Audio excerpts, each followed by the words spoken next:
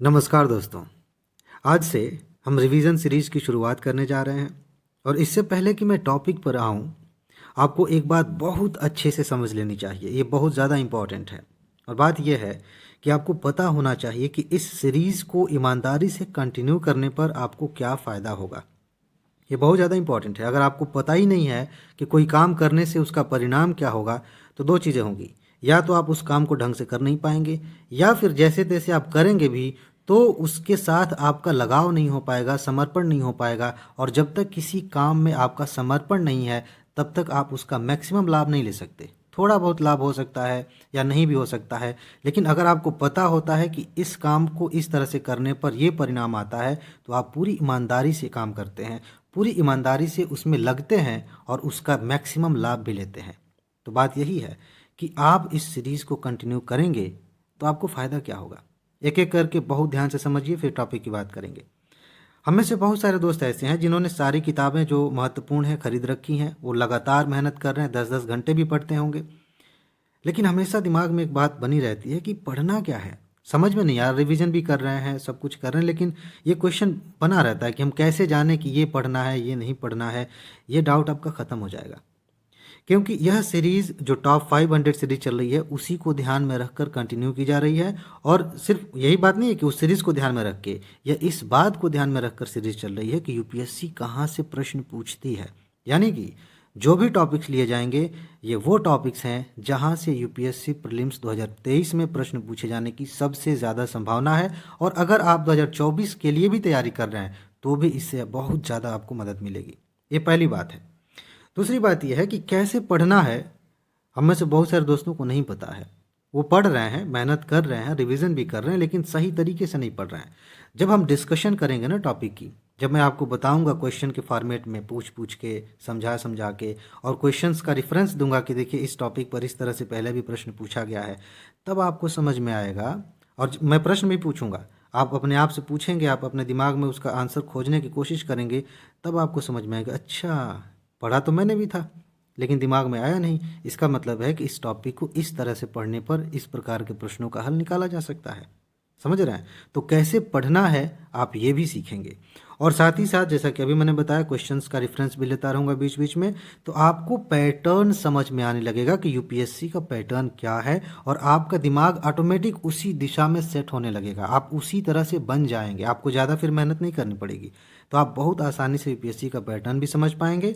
और इसके साथ ही साथ एक चीज़ ये भी होगी, क्योंकि पूरा जो रिवीजन सीरीज चलने वाली है पूरी की पूरी, वो क्वेश्चन आंसर और डिस्कशन के फॉर्मेट में चलने वाली है। इसके बारे में मैंने पहले भी बात की थी, और जब खुद वो काम होने लगेगा तब आपको ज़्यादा समझ में आएगा। तो इससे होगा ये कि जब आप एग्जामिनेशन हॉल में जाएंगे या फिर टेस्ट सीरीज़ कोई ज्वाइन करते हैं, तो क्वेश्चंस को समझना आपके लिए खेल हो जाएगा। अभी क्या है कि यूपीएससी में क्वेश्चन ही बहुत सारे लोगों को नहीं समझ में आता। हड़बड़ी में कभी कभी गलतियां हो जाती हैं, कभी समझ ही नहीं पाए, कुछ और समझ लिया और गलती कर दिए, और फाइनली क्या होता है कि बाहर हो जाते हैं, कट ऑफ के इतना मार्क्स ही नहीं आते। तो ये समस्या आपके साथ नहीं होगी। आप बहुत तेज़ी से प्रश्नों को समझने लगेंगे। और इसका एक दूसरा फ़ायदा ये भी है कि जब आप आसानी से जल्दी से प्रश्न समझ लेते हैं, तो जाहिर सी बात है आप जल्दी से क्वेश्चन को हल भी कर पाएंगे, आपका समय भी बचेगा। तो जो समस्या एग्ज़ाम में होती है कि हम ज़्यादा क्वेश्चंस नहीं कर पाए या प्रश्न छूट गए, जो थोड़ा सा भी ध्यान देते तो सही हो जाते, वो समस्या आपके साथ नहीं होगी। आप बहुत आसानी से कम समय में ज़्यादा प्रश्न कर पाएंगे, ये फ़ायदा होगा। और इनका मिला जुला रिजल्ट क्या होगा कि आप बहुत आसानी से प्रीलिम्स क्वालिफाई कर पाएंगे, बहुत आसानी से। आप देखेंगे, अभी करके देखिए, कुछ दिनों में ही आपको फ़र्क दिखाई देगा। ठीक है जी।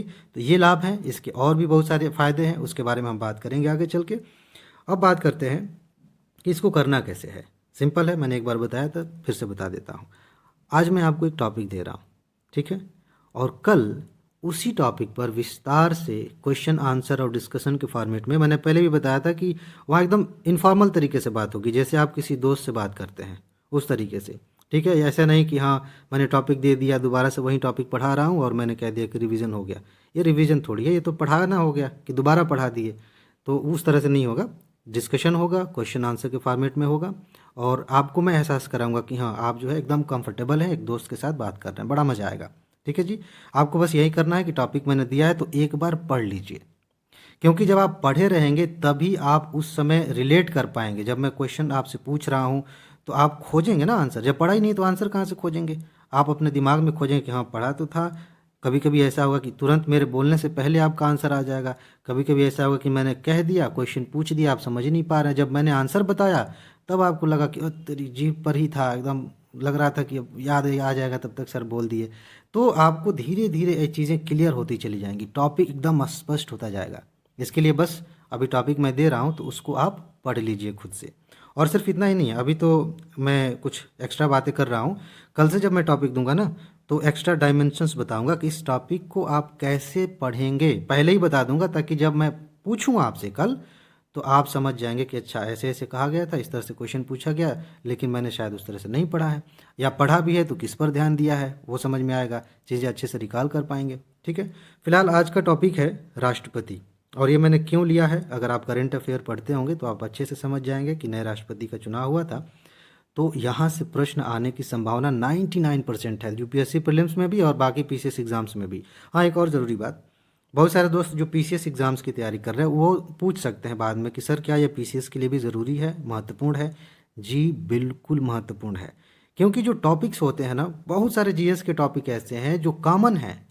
अंतर सिर्फ ये होता है कि प्रश्न पूछने का तरीका बदल जाता है। यूपीएससी उसी टॉपिक पर अलग तरीके से प्रश्न पूछती है, पीसीएस एग्जाम्स में उसी टॉपिक पर अलग तरह से प्रश्न पूछे जाते हैं। और कभी कभी ऐसा होता है कि पीसीएस वाले कुछ क्वेश्चन यूपीएससी के पैटर्न पे पूछ लेते हैं और यूपीएससी कभी कभी पीसीएस के पैटर्न पे पूछ लेती है। इसके बारे में मैंने आपसे बात किया है, प्रश्न भी दिखाए हैं। ठीक है जी, तो ये पीसीएस के लिए भी बहुत ज़्यादा इंपॉर्टेंट है। बीच बीच में मैं यूपीएससी करता रहूँगा, लेकिन जो रिवीजन चल रहा है उसके अंदर मैं आपको बताऊंगा कि देखिए ये जो तथ्य है ना, ये पीसीएस के लिए महत्वपूर्ण है, आपको ऐसे देखना था। ये जो बात है, ये जो कंसेप्ट है, ये यूपीएससी के लिए बहुत महत्वपूर्ण है, पीसीएस में भी इस तरीके से पूछा जा सकता है। समझ रहे हैं? तो आपके दिमाग में अगर ये बात आ रही है कि क्या यह पीसीएस के लिए भी पढ़ना है, तो जी हाँ, यह सीरीज़ बहुत ज़्यादा है इंपॉर्टेंट पीसीएस के लिए। हाँ, ये ज़रूर है कि जब यूपी पीसीएस करीब होगा तो उसके लिए हो सकता है कि मैं एक और सीरीज़ शुरू करूं, जिसमें खास तौर से यूपी पीसीएस के पैटर्न को ध्यान में रख के हम टॉपिक्स लेंगे और उसी हिसाब से हम डिस्कशन करेंगे। फिलहाल आज का टॉपिक है राष्ट्रपति, बहुत ज़्यादा इंपॉर्टेंट है। मैं संक्षिप्त में बता देता हूँ कि आपको इसमें क्या क्या देखना है, जहाँ से प्रश्न बनते हैं। सबसे पहली बात यह है कि राष्ट्रपति का जो चुनाव है उसका क्या पैटर्न है, कौन व्यक्ति इसमें भाग ले सकता है। ठीक, राष्ट्रपति को अगर पद से हटाना है तो क्या प्रक्रिया हो सकती है, कौन व्यक्ति राष्ट्रपति बन सकता है, ये सारी चीज़ें आपने देख ली। लेकिन सबसे ज़्यादा प्रश्न बनने की संभावना इस बात पर है कि राष्ट्रपति के पास क्या क्या शक्तियां हैं। सारी कार्यकारी, विधायी, सैन्य शक्तियां, इन सब को एक एक करके देखिए। राष्ट्रपति के पास वीटो पावर है, उसे आप ध्यान से देखिए। क्षमा करने की शक्ति है, उसे ध्यान से देखिए। और इसके बाद जो बच भी गया है वो मैं कल आपसे पूछ लूँगा। थोड़ा सा अपनी तरफ से एक बार देख लीजिए इस टॉपिक को। आगे से जो टॉपिक्स आएंगे उनमें मैं सारे डायमेंशन से एक बार आपको बता दूंगा, ताकि जब आप पढ़ने जाएं तो उन चीज़ों पर ध्यान देकर आएँ। जब आप पढ़ के आएंगे ना तो बड़ा हल्का महसूस करेंगे, बड़ा मज़ा आएगा। अगर आपने नहीं पढ़ा है तो हो सकता है कि आपको लगे कि ओहो, मतलब अपने ही अंदर बेइज्जती महसूस हो कि पढ़ के आना चाहिए था। समझ रहे हैं ना? तो आप पढ़ लीजिए एक बार, बहुत ज़्यादा इंपॉर्टेंट टॉपिक है, यहाँ से प्रश्न आने की बहुत अधिक संभावना है। दो बातें और हैं, अच्छे से समझ लीजिए। पहली बात ये कि यह रिवीजन सीरीज़ मोबाइल ऐप पर चलेगी। आईएएस पीसीएस मास्टर के नाम से मोबाइल ऐप भी है, आप उसे डाउनलोड कर सकते हैं, चाहे प्ले स्टोर पर सर्च कर लीजिए या फिर कमेंट बॉक्स में जाएंगे तो वहाँ पे लिंक मिल जाएगा, वहाँ से आप डाउनलोड कर लीजिए। फ्री में है, ज़्यादा टेंशन नहीं लेना है। और दूसरी बात यह है कि आप पढ़ेंगे कहाँ से। आपके दिमाग में आ सकता है कि जो मैं टॉपिक्स दे रहा हूँ उसको आप कहाँ से पढ़ेंगे। इसके लिए आपके पास कई विकल्प हैं। आप अपनी किताब से पढ़ सकते हैं, अपनी नोट से पढ़ सकते हैं, या फिर अगर आपके पास पीडीएफ नोट्स हैं जो मैंने प्रोवाइड कराई हैं तो उनसे भी पढ़ सकते हैं। देखिए, किताबों का क्या है कि कुछ किताबें एक साल में एक बार अपडेट होती हैं और कुछ किताबें कई साल बाद अपडेट होती हैं। और हो सकता है कि आपने जो किताब खरीदी वो खुद ही 1-2 साल पुरानी है, तो उनके अपडेट होने में समय लगता है। पीडीएफ नोट का क्या है कि वो समय समय पर अपडेट होती रहती है। जो भी नई सूचना, कोई नई बात आती है उस टॉपिक से रिलेटेड तो उसको अपडेट कर दिया जाता है और व्हाट्सएप ग्रुप में बाकायदा अपडेटेड वर्जन उपलब्ध करा दिया जाता है बार बार। ये आपको फ़ायदा होगा और बहुत सारे डायमेंशंस आपके कवर हो जाएंगे, ज़्यादा भटकना नहीं पड़ेगा। और पीडीएफ नोट लेना है तो फिर आप नीचे जाइए कमेंट बॉक्स में, पहले मैं पीडीएफ का ही लिंक दे रहा हूँ। ठीक है, एक वीडियो है, उसको आप देखेंगे तो पूरा प्रोसेस समझ में आएगा कि कैसे आपको पीडीएफ नोट मिलेगी, कैसे व्हाट्सएप ग्रुप में आपको शामिल किया जाएगा। और उसके नीचे मोबाइल ऐप का जो है लिंक दे रहा हूँ, उसे आप डाउनलोड कर लीजिए, वहाँ पर रिवीजन सीरीज़ चलेगी। तो बस इसमें इतना ही है। अपना ख्याल रखिए, खुश रहिए, मस्त रहिए, मुस्कुराते रहिए, जल्दी से सफल होइए और ज़िंदगी को एंजॉय करिए। आगे मिलते हैं। नमस्कार।